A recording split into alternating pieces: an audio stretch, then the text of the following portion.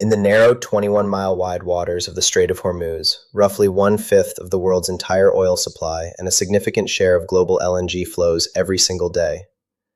Right now, that vital artery is at the center of a high-stakes standoff that could reshape energy markets for years to come. Just days ago, Iran delivered a fresh peace proposal through Pakistani mediators. The offer is straightforward on the surface: reopen the strait to commercial shipping immediately, lift the American naval blockade on Iranian ports, and bring an end to active hostilities. In exchange, Tehran suggested that the far more complex nuclear negotiations could be addressed in a later phase. Yet Washington has already signaled its firm rejection. Senior officials have described the terms as unacceptable, insisting that any lasting agreement must confront the nuclear issue directly and without delay. Why is the United States walking away so quickly from a deal that could instantly relieve pressure on global energy prices and supply chains? What does this rapid dismissal reveal about the real strategic priorities driving American policy in the region? The Strait of Hormuz has long served as the narrow gateway through which roughly one-fifth of the planet's oil and a growing share of liquefied natural gas must pass every single day. Its strategic value is unmatched. A single disruption here can send shockwaves through global energy markets within hours. In recent months, both sides have turned this vital waterway into a central theater of confrontation. The current crisis traces back to the sharp escalation that erupted in late February 2026. What began as heightened tensions quickly escalated into direct military exchanges, prompting Iran to restrict commercial traffic through the strait, while the United States imposed a naval blockade on Iranian ports to enforce compliance. A fragile two-week ceasefire took hold on April 8th, yet the underlying deadlock persisted. Iran periodically reimposed restrictions on shipping, while American naval forces maintained their position, effectively halting the flow of Iranian oil exports. Today, the situation remains tense and precarious. Tanker insurance rates have soared, major shipping lines have diverted vessels around the Cape of Good Hope at enormous extra cost, and global oil prices continue to reflect the uncertainty. Supply chains from Asia to Europe are feeling the strain, with higher energy costs already feeding into broader inflationary pressures worldwide. Regional powers have stepped in as mediators. Pakistan, Oman, Qatar, Turkey, and Egypt have all engaged in intensive shuttle diplomacy, while the United Nations has issued repeated calls for immediate de-escalation to prevent a full-scale energy and food emergency. Yet, despite these efforts, neither side has budged on its core demands. This brings us to the proposal that just landed on the table, and why it is already hitting a wall. Just 2 days ago, on April 26 and 27, Iran formally presented its latest peace proposal. Delivered through trusted Pakistani mediators after weeks of intensive regional shuttle diplomacy,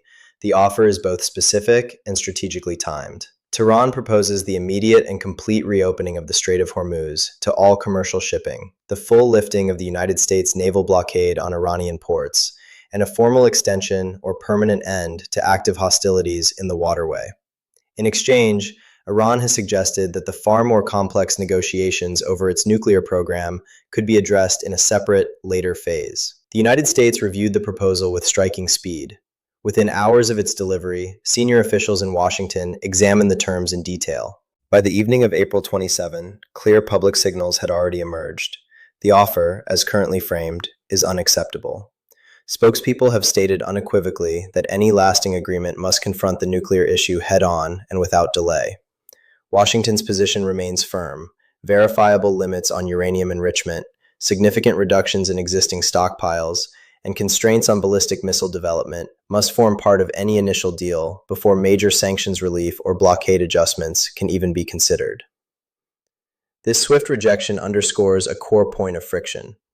Iran is leveraging its control over the strait to secure immediate economic relief and breathing space. The United States, by contrast, views the naval blockade as its most effective leverage and refuses to surrender it without concrete progress on the nuclear front. The gap between these two positions is now wider than ever. On paper, the proposal appears pragmatic, an attempt to separate urgent maritime and economic issues from longer-term strategic concerns. Yet the deeper analysis reveals why Washington sees the offer very differently. Here's what's really happening. Washington's swift rejection of Iran's proposal is not a tactical misstep. It is a deliberate strategic choice rooted in leverage and long-term objectives. By maintaining the naval blockade, the United States keeps its strongest card in hand. Accepting the deal as offered would mean surrendering that pressure without securing verifiable constraints on Iran's nuclear program. In essence, it would allow Tehran to regain its oil revenue streams and breathing room while leaving the core proliferation concerns unaddressed.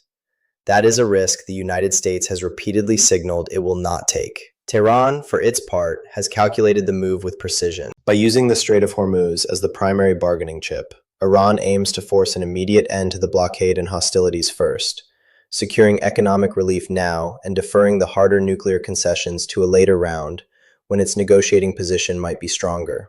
This sequencing is no accident. It buys time, preserves ambiguity around enrichment activities, and keeps regional proxy networks intact while the immediate maritime crisis dominates global headlines. Pay close attention to the hidden economic reality beneath the surface. For Iran, the sustained blockade is costing hundreds of millions of dollars in lost export revenue every single week. Yet the same pressure is also reshaping global shipping patterns in ways that could outlast the current standoff. Major tanker routes have already been rerouted around Africa, insurance premiums remain elevated, and alternative energy corridors are being quietly accelerated. This proposal tests the credibility of the red lines Washington established at the outset of the conflict, particularly the insistence that any de-escalation must include concrete steps toward non-proliferation. The interplay with allied interests adds another layer. Gulf Arab states, heavily dependent on the strait for their own exports, are watching closely. Any perceived weakening of the American position could shift their own security calculations. Israel's long-standing concerns about Iranian nuclear capability remain a quiet but influential factor in the broader alliance dynamic. What this actually means is that the United States is not simply managing a bilateral maritime dispute. It is defending the architecture of regional deterrence and the credibility of international non-proliferation norms. The hidden implication here is profound. This isn't merely about reopening an oil route. It's about who controls the timeline and the terms of any future regional order. Accepting the proposal on Iran's terms would signal that maritime leverage can successfully decouple from nuclear accountability. Rejecting it, as Washington has done, reaffirms that the two issues remain inseparably linked. The ripple effects of this rejection stretch far beyond the Persian Gulf.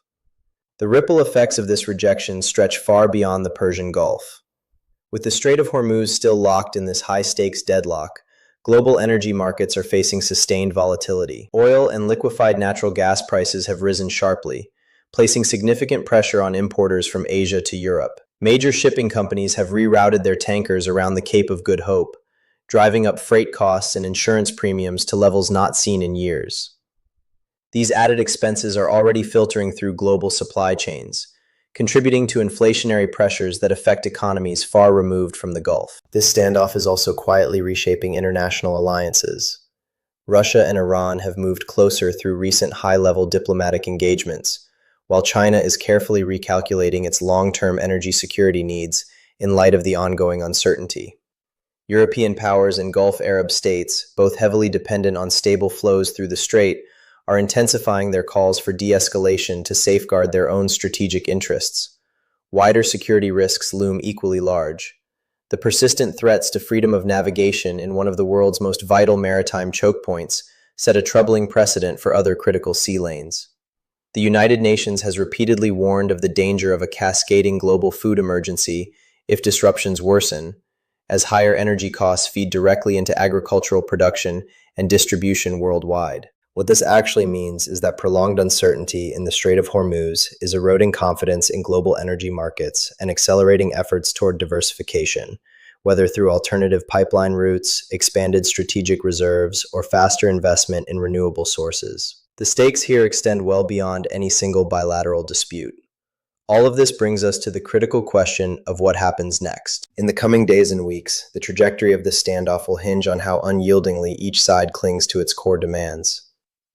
Washington is widely expected to hold firm on its insistence that nuclear constraints must come first, using the fast-approaching May 1 deadline tied to the war powers resolution as quiet but real leverage to keep the pressure on. At the same time, limited extensions of the current fragile ceasefire cannot be ruled out if mediators manage to create even a narrow opening for compromise. Regional diplomacy is almost certain to accelerate. Pakistan and Oman have already demonstrated their value as trusted intermediaries, and fresh signals suggest that Russia and China may step in more visibly, offering their own ideas to safeguard their substantial stakes in stable energy flows. The coming shuttle rounds could prove decisive. Pay close attention to the economic pressure points that could force movement. If oil and LNG prices continue climbing toward levels that threaten broader global recession risks, the incentive for pragmatism on both sides will intensify. Yet the opposite scenario remains equally plausible. Any new Iranian restriction in the Strait, or any visible hardening of the American blockade, could spark a dangerous cycle of escalation in one of the world's most volatile maritime choke points. The window for diplomacy is undeniably narrow, but it has not yet slammed shut. What happens next will depend on whether the two sides can locate a face-saving formula that meets Washington's demand for verifiable nuclear guarantees,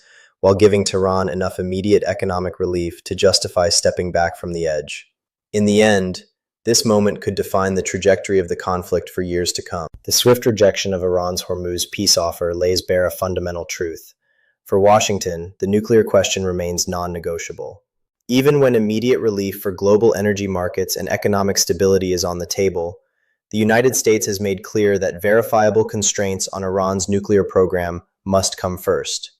This moment carries enormous weight for the future of the region and beyond. The Strait of Hormuz is more than a shipping lane. It is a barometer of power, deterrence, and the delicate balance that keeps global energy flows secure. How this standoff resolves will shape not only oil prices and shipping routes, but the broader architecture of security in the Middle East for years to come. Pay close attention to the next few days. The decisions made now will determine whether the Strait of Hormuz becomes a gateway to a more stable regional order, or remains a trigger for deeper crisis. The world is watching. The stakes could not be higher.